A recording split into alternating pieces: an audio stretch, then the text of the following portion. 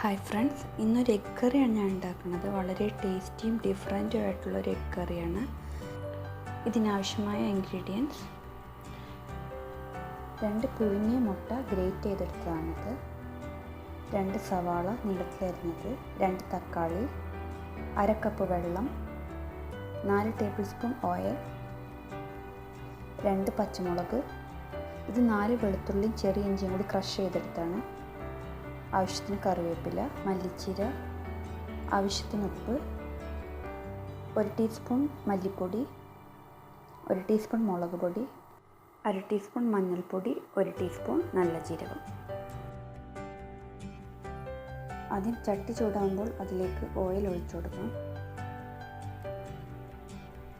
ഇനി 1 ടീസ്പൂൺ നല്ല ജീരകം ചേർക്കാം. ക്രഷ് ചെയ്ത് വെച്ചിരിക്കുന്ന വെളുത്തുള്ളി ഇഞ്ചി ആഡ് ചെയ്ത് കൊടുക്കുക. 2 പച്ചമുളകും. ഇതിൻ്റെ പച്ച മണം പോകണം, അത് നന്നായിട്ട് വഴറ്റിയെടുക്കണം.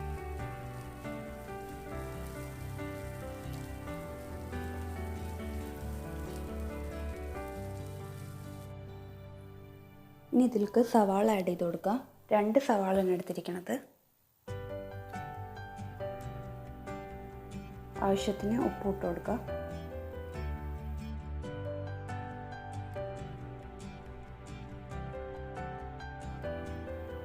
ഇനി ഇത് നന്നായി വഴറ്റിയെടുക്കണം.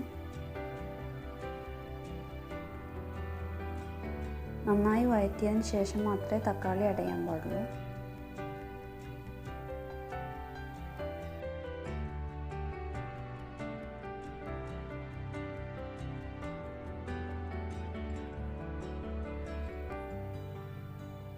ഇനി ഇതിലേക്ക് തക്കാളി ചേർത്ത് കൊടുക്കുക.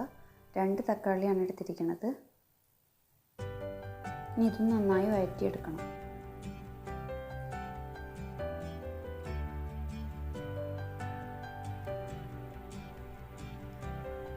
നന്നായി വഴറ്റിയതിന് ശേഷം നമുക്ക് ഇതിലേക്ക് മസാലപ്പൊടിയൊക്കെ ആഡ് ചെയ്യാം.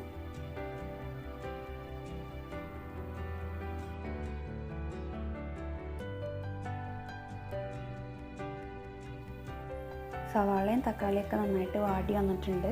ഇനി ഇതിലേക്ക് നമുക്ക് മസാലപ്പൊടിയൊക്കെ ആഡ് ചെയ്ത് കൊടുക്കാം. 1 ടീസ്പൂൺ മല്ലിപ്പൊടി, 1 ടീസ്പൂൺ മുളക് പൊടി, മഞ്ഞൾപ്പൊടി 1/4 ടീസ്പൂൺ മതി.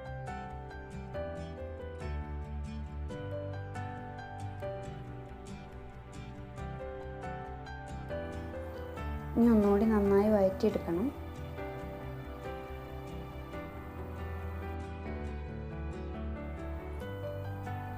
ഉപ്പ് പോരെങ്കിൽ കുറച്ചുകൂടി ആഡ് ചെയ്ത് കൊടുക്കുക.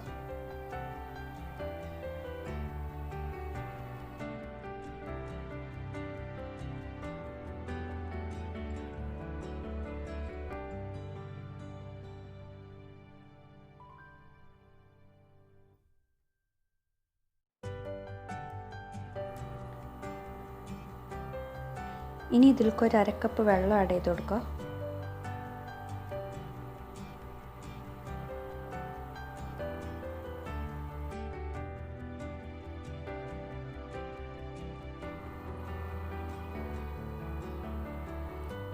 ഇനി ഇതിലേക്ക് കുറച്ച് കറിവേപ്പില ഇട്ട് കൊടുക്കുക.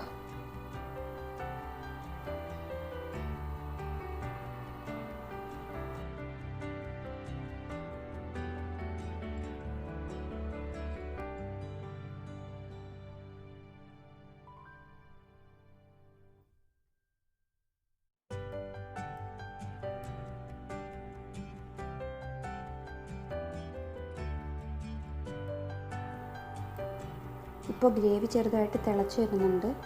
ഇതിലേക്ക് നമുക്ക് ഗ്രേറ്റ് ചെയ്ത് വെച്ചിരിക്കുന്ന മുട്ട ആഡ് ചെയ്ത് കൊടുക്കാം.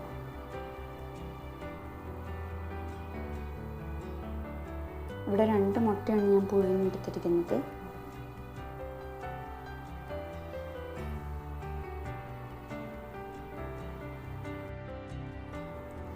നന്നായി ഒന്ന് മിക്സ് ചെയ്ത് കൊടുക്കാം. എഗ്ഗ് ആഡ് ചെയ്തതിന് ശേഷം ഒരു 30 സെക്കൻഡ് വരെ കുക്ക് ചെയ്തെടുക്കണം.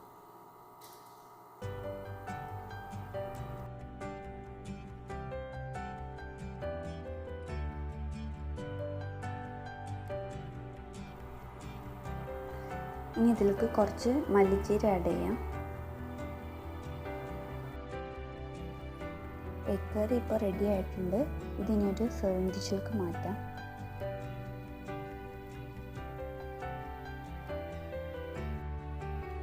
ചപ്പാത്തിയുടെ കൂടെയൊക്കെ കഴിക്കാൻ പറ്റിയ നല്ല ടേസ്റ്റുള്ളൊരു കറിയാണിത്.